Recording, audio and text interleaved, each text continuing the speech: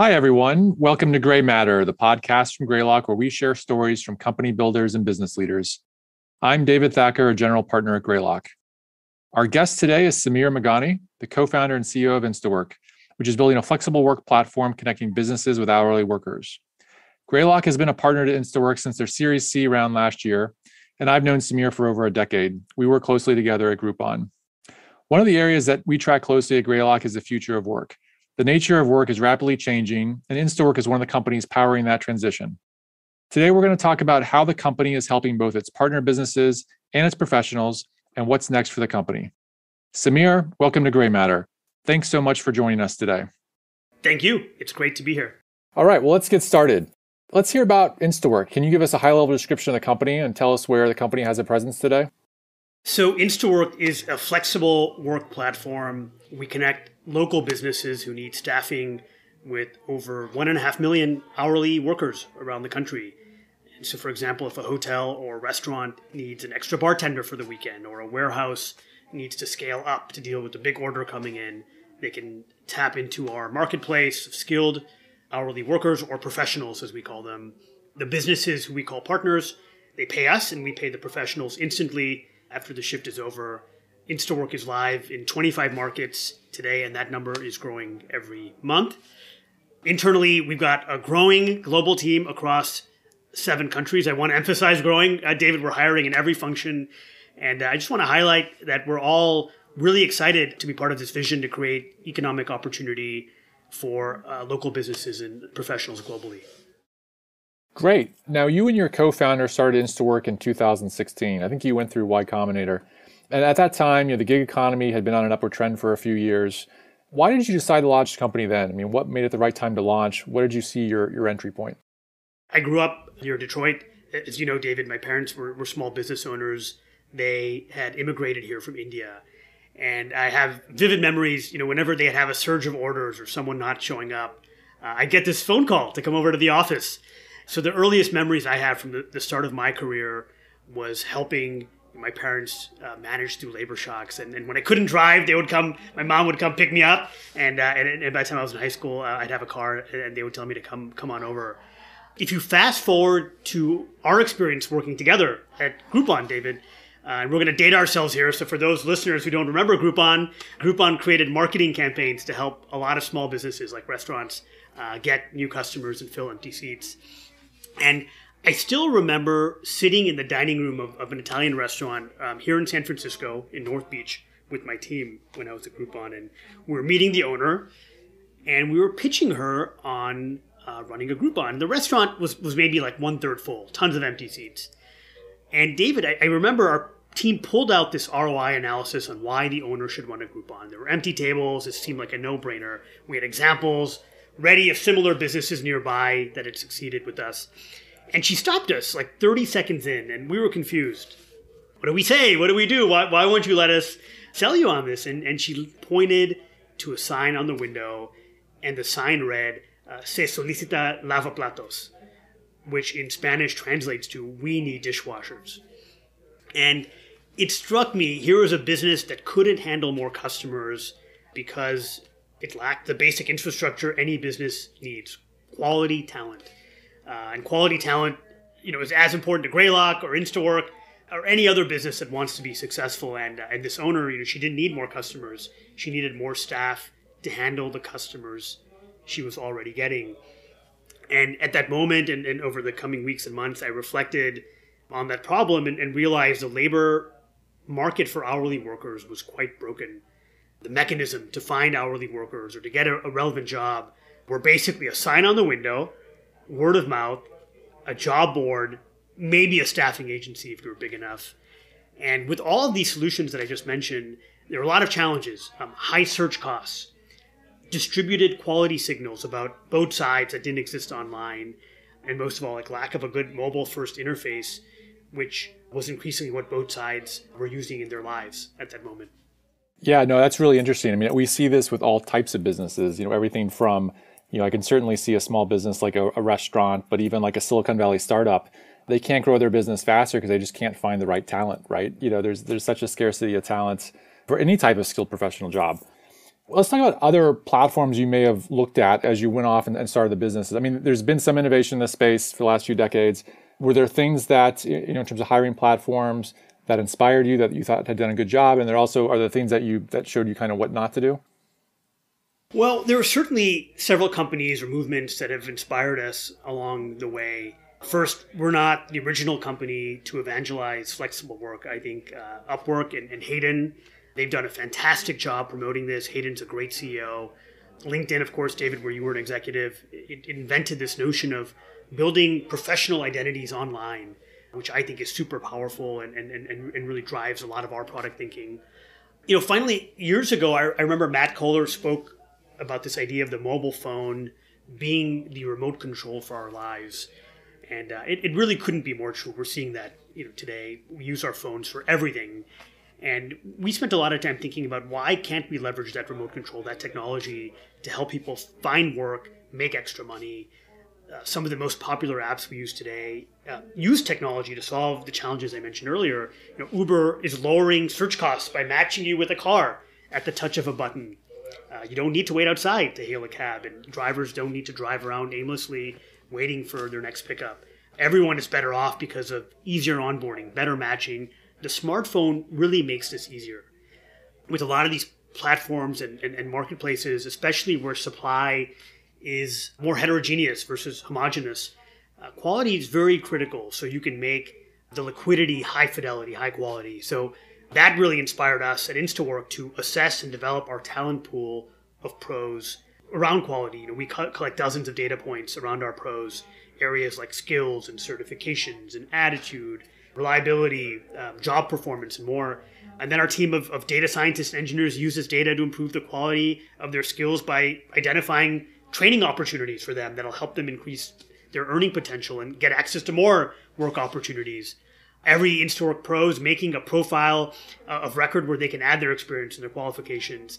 And today, all of these signals are really scattered offline across many sources. And so our pros, their profiles get stronger as they pick up new skills, complete training, build their reputation, grow their network.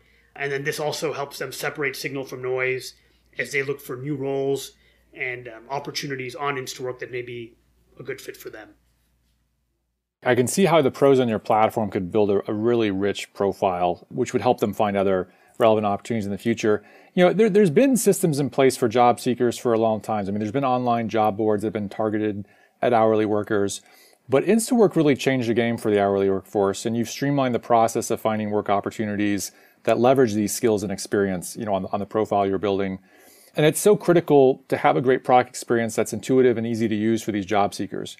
How did you approach building a platform that was attractive and easy to use, from both a business and a worker perspective?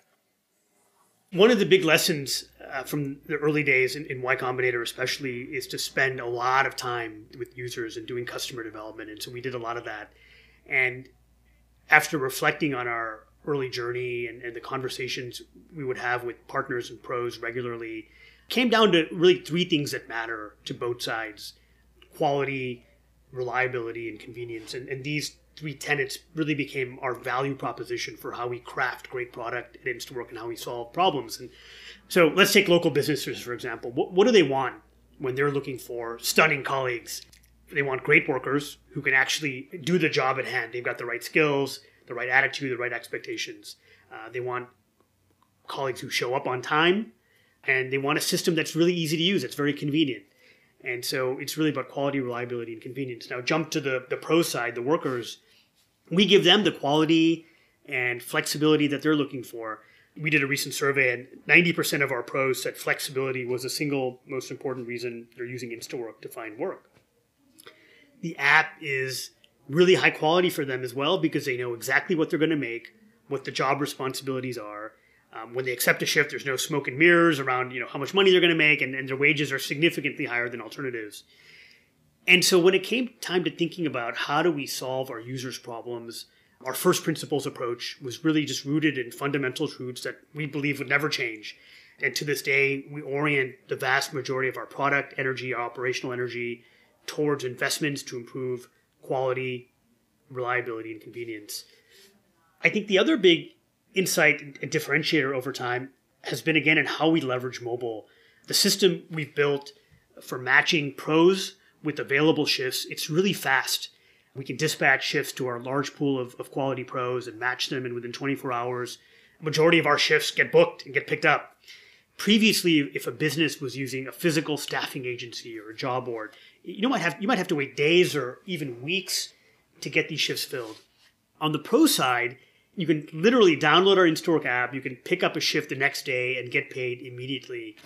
And that's really powerful, David. We see all sorts of cool use cases emerging that we didn't even envision before, like friends and teams getting together to go work a shift together. This idea of a professional network, right, that comes together for a football game, for example, on a Sunday, or people who lose their jobs and need to make rent, but they decide not to apply for unemployment, and they just use Instawork to immediately get to work, like the next day. We share these types of pro stories at our all hands all the time, and it continues to get me and our whole team excited about the impact we're having for our pros, especially, and the communities that they're a part of. Yeah, I think this is really a powerful new way of working for the pros and for the businesses, is how they approach staffing their open roles. And I also like your approach on first principles here. I mean, I think going back to probably the beginning of capitalism, businesses cared about quality and reliability of their employees, and workers have cared about having more flexibility and having higher wages, right, and more choice on where they work. So these are kind of fundamental truths, and you've really oriented the company around those things. Now, at its core, Instawork is really a marketplace business, and you've got quite a bit of experience building up consumer products and marketplaces. You were at Groupon, which was a really big local marketplace for nearly 5 years, and you worked at Yahoo before that. How do you approach building a two-sided marketplace of Instawork? I mean, it's really hard oftentimes for entrepreneurs to bootstrap the early days of a marketplace. Tell us how you went about that.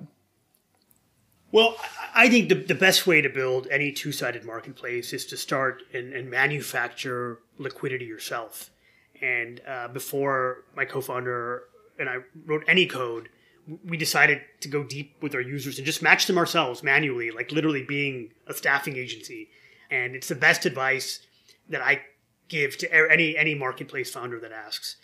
This approach really forces you to dig deep and understand the pain points of your user and make sure you can solve the problems that they have, because technology can always help you scale, do things more efficiently, but it won't create product market fit on its own. So in our case, it was simple. We need to get businesses and workers. So we started in San Francisco, and we had a handful of hospitality professionals we had gotten to know, do some early market research, and we made digital identities for them, sort of actually like a LinkedIn profile. We made these profiles that listed their work experience, what their references had to say about them, their photos, their skill sets, all that type of stuff. The next thing we did was we identified restaurants. That was a very specific customer segment we had targeted, and we found restaurants who were looking for people like these workers. And my co-founder and I literally started driving door to door, and we would print out and leave a physical stack of these profiles like under the door with the cover note that I would like sign. And we would ask the GM or chef to call us if they wanted to interview anybody on this list. So we're literally nothing digital. It was all physical paper we would print and leave under these doors. And I think the response rate for these first cohorts was like 50%. And actually some of the days I remember it like raining and our paper packets got drenched. So the true conversion rate may have actually been higher, but we really knew we were onto something then, right? If we were able to get chefs and GMs to respond to these physical pieces of paper that look like basically a beautiful resume, we basically started creating the first version of liquidity. And word of mouth really started kicking in on both sides then. People would tell each other on both sides, or businesses would tell workers, workers would tell businesses, and that's when growth really accelerated. 50% is pretty astonishing for a response rate. It's a good lesson for other founders that may be listening. So many founders, especially in Silicon Valley, just want to start building technology and products before really validating the customer pain points and whether there's a fit for their solution.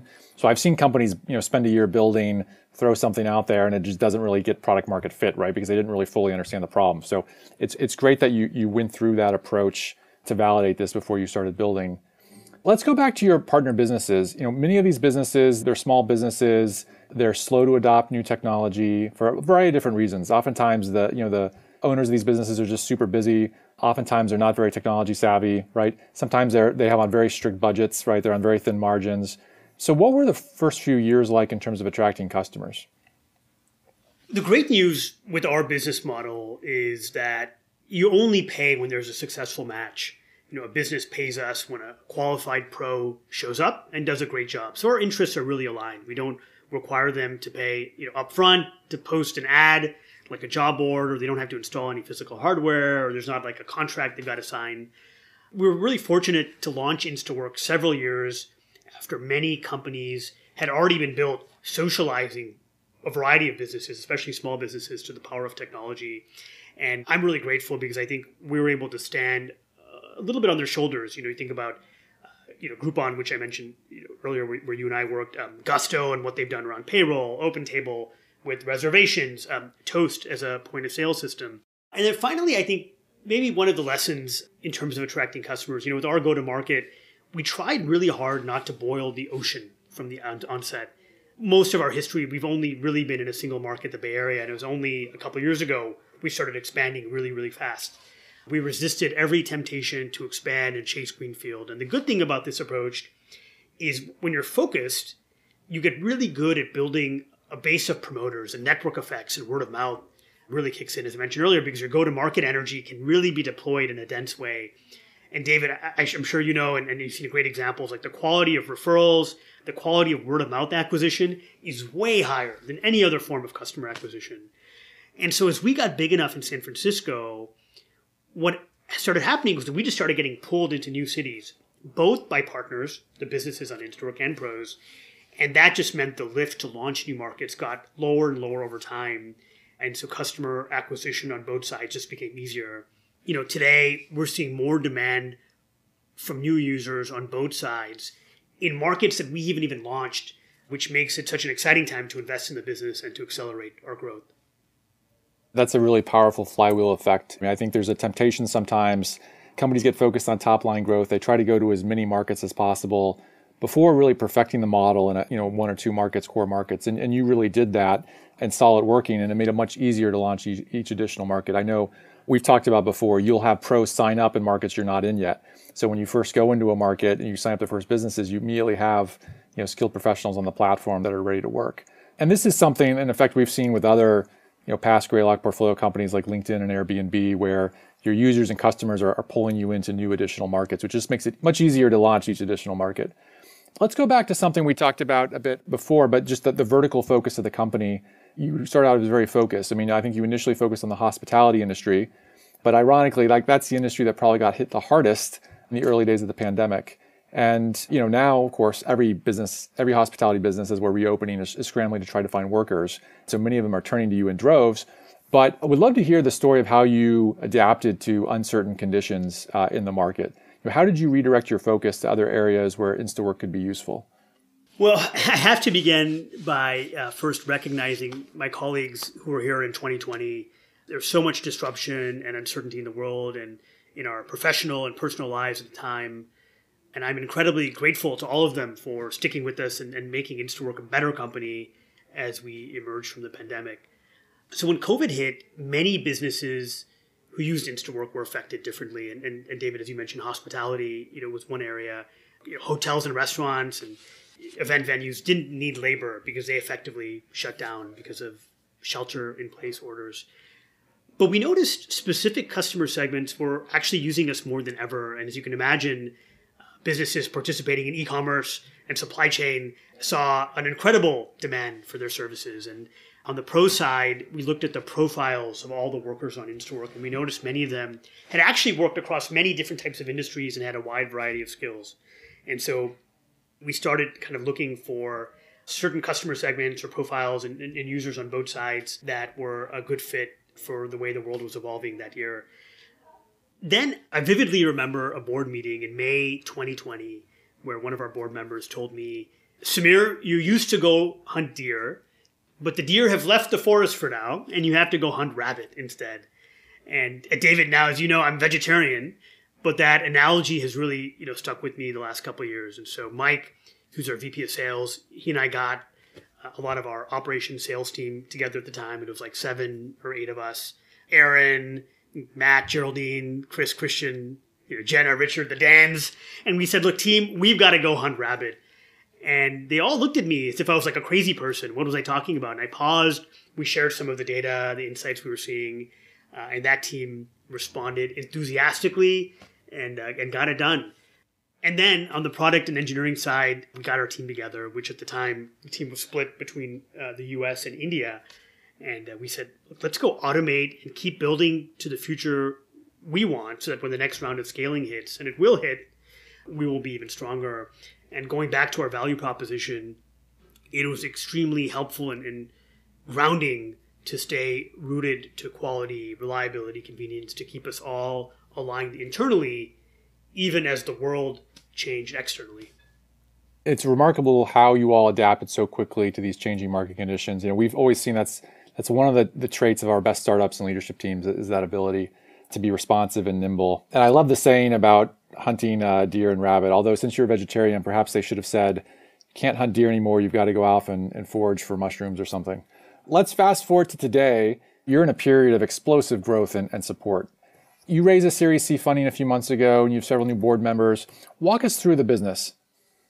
We're thrilled to welcome Kraft joining us on this journey. Kraft Ventures that led our Series C. Jeff Fleur is an entrepreneur himself, founded StubHub. David Thacker, another founder, and they've been great. And David, it's a treat to have you and Greylock involved. Obviously, I've known you for a long time, and Greylock's been involved in many networks of all kinds. So, we've crossed 1.5 million pros across our network. We've been adding, hundreds of thousands of new pros just ahead of the holidays. So it's been an explosive time. And in terms of the business, we're just seeing a huge increase in the demand for flexible work from both sides of the marketplace. Businesses are leaning into the model more than ever, and pros are raising their hand and saying, this is how I want to work. We're so grateful to be in a position where we can help create more employment in the world. Something else that's really interesting about Instawork's platform is that you become this huge repository of data about hourly workers. You recently announced that you're launching a research division within the company. What have you learned and what do you hope to learn more about? Well, that's right, David. We barely tapped into the wealth of data we've accumulated, and the next set of big product investments at Instawork will require unlocking our data with data science, machine learning, engineering, econometrics, and more. So first, as you mentioned, I'm thrilled we have Daniel Altman here. He's our first chief economist, and he's going to publish some of our data regularly. I encourage anyone who's interested to sign up for his economic research newsletter that his team's going to be publishing. We have a link to it on our blog. We're also excited to have launched the division. Its goal is to provide insights into the hourly workforce and how flexible work is impacting local businesses. Now, regarding the data, I'll talk about it from a macro perspective and then maybe at the micro level. We're gaining a lot of insight into the hourly workforce. They make up about more than half of the American workforce, and they're often overlooked when we look at analyses around the macroeconomy and the future of work. So a couple examples of things that we've been talking about lately based on our data. What's the impact Omicron had on job fulfillment by individual markets? We're collecting a lot of data on market clearing wage rates, David, because we have real-time data on what businesses are willing to pay and what pros are willing to accept. On the micro side and more at the individual pro level, we're thinking about what we can do with data about individuals to help them get more value from Instawork. So if David is a great bartender who shows up on time and works often on Instawork and has built his profile and his reputation, what financial services can we offer him, especially if he's underbanked or doesn't have a credit score? What are training opportunities or programs we can offer to him to help him get access to more work on Instawork? And so I think that's interesting as well. Lastly, some of the most valuable insights that we've been seeing have actually been qualitative trends or data around how people's lifestyles and habits have shifted during the pandemic. So, for example, we have pros living the nomadic van life, traveling all over the country and picking up shifts in different cities. Anyone who's seen the movie Nomadland might appreciate this. We have single parents who are using Instawork to create flexible work schedules around their kids' needs, doctor's appointments and soccer games, etc. And we have all these interesting people from different backgrounds, different ethnicities and races and socioeconomic statuses. And the one thing that connects them all, David, is their desire for flexible work. And they love Instawork. We've seen this a few other Greylock portfolio companies. I'm thinking of like LinkedIn, Redfin have also launched economic research teams. And because you have really powerful real-time data at your scale and growing. And oftentimes, your data is going to be more accurate and timely than what you'd see coming out of a traditional government bureau or reporting agency or a third party that are trying to track some of these trends. So look forward to signing up and getting the research reports. Now, you've grown significantly in the past year, both in terms of customers as well as your internal team. As we all know, it's a tough time to be hiring across every industry. And when you're in a growth period, it's crucial to hire the right people who can lead your teams. How do you find great leaders for your various teams? First, we look for people who are aligned with our values. Our 4 values are act like an owner, always be learning, bias for action, and the last one is empathy, trust, and candor. Next, I think people get really excited about our vision, which is to create economic opportunities across local communities. And that helps us in 2 ways. First of all, our network has been instrumental. Colleagues are excited about the impact we're having, and they want to share it with their network. They bring former colleagues and friends whenever there's a role that has a fit. We actually recruited an independent board member this way, Jody Kozlak, who's fantastic. She was an executive at Target and Alibaba for many years, and we're so happy to have Jody here. That was all sourced through the company network. But also, many folks in tech want to make an impact, right? They want to make a broad impact on the world, and they came into tech for that reason. And we really think being at Instawork is our chance. We're actually creating more employment in the world, which is only a good thing. David, you and I and most people that work in tech, we're relatively comfortable. We've gotten to work from home when there was a pandemic lockdown, for example. We're not worried about our next paycheck. Tech sometimes gets criticized in the media about creating a lopsided economy and an economy that works to make privileged folks more privileged and disenfranchise those without privilege, and changing the concentration of wealth, further away from those who have worked the hardest and put their lives on the line the last few years for the rest of us. I think there's a lot of people in tech who will listen to this podcast who may be frustrated that they're not having the impact that they intended. And our team is made up of incredibly talented colleagues coming from incredibly successful companies who are all aligned in one thing, that they want to create economic opportunity for the businesses and professionals, on Instawork, really create economic freedom. And they wake up every day knowing that what they do has a tremendous impact. If you work at Instawork, the code you write, the Figma design, you're shipping, the cold call you're making to a business, it can be the difference between someone making rent this month or making a payment for childcare or paying a hospital bill or having a holiday present ready for a family member. I think it's really powerful. Also, our biggest partners are many of the same brands we use as customers, venues where we go to watch sporting events with our friends and family, companies we're ordering from online. And it's always fun to see people's reaction because they don't realize how much labor is needed to produce the goods and services we consume every day. So the growth's been tremendous. We're over 300 colleagues now across multiple countries, 7 countries all over the world. Our leadership team and companies being recognized by Built-In. We were recently recognized as a top place to work. And so excited to continue growing the team with stunning colleagues who are really aligned with our values and our vision. Yeah, it's a really inspiring vision. And I think the talent I talk to these days, especially people looking to go to startups, they really care so much about what's the mission of the company they're going to, right? And it's actually going to make a difference, and they want to identify with that. So it's great to hear all that. One last question on this. Coming out of the pandemic, are you going to be a fully remote company? And can you hire talents pretty much anywhere? We are going to offer flexibility, which is actually the same thing that our pros want. And so I think that the vast majority of our colleagues crave in-person interaction, David. So the way we've had it set up is we've got about a dozen hubs around the world, a bunch here in the US, and then Bangalore, Singapore, Sydney. And we'd like to encourage colleagues to come to the office a couple days a week. And we're going to probably kick that off in the next quarter, but also give people the flexibility for the rest of the week to work from home or come to the office. But we'd like people to come in a couple days a week. But of course, if we meet, great candidates who aren't located near a hub or for a variety of reasons, don't want to come in, we're going to accommodate them as well. Great. So you'll be in a hybrid model. Well, my last question for you, I wanted to get your thoughts on the future of work. You're immersed in this, you have been for many years, and you're on the bleeding edge. How do you think the way we work is forever changed and will continue to be so? Where do you see the labor markets going, and how will Instawork play a role in this?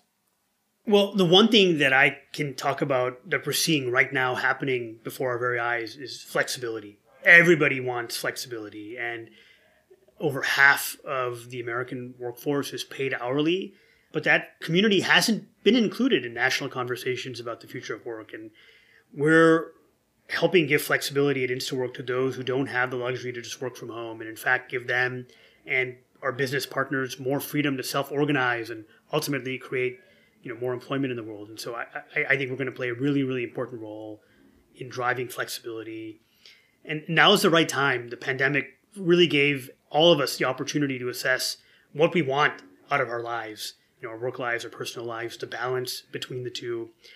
And if there's a silver lining out of all of this, it's that hourly workers want to build work schedules that provide them with balance and increased income opportunities, not very different from the rest of us. And being on the front lines for so long, especially the past few years, it's given them the opportunity now to advocate for themselves and decide what's best for them and their families. So I think flexibility is a permanent, change that's happening before, our very eyes.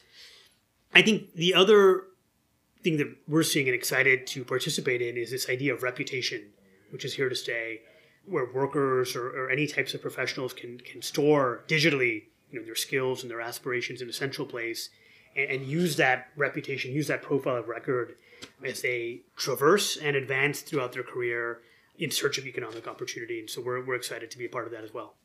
Great. Well, thank you very much, Sumir, for joining us today, and congratulations on the success you've had to date scaling Instawork, and really appreciate you sharing your thoughts and your insights. My pleasure. Thanks for having us. That concludes this episode of Gray Matter. If you like this interview and want to hear others, please subscribe at SoundCloud, Spotify, YouTube, or wherever you get your podcasts. You can also find all Gray Matter content on our website, greylock.com, and you can follow us on Twitter at GreylockVC. Thanks for listening.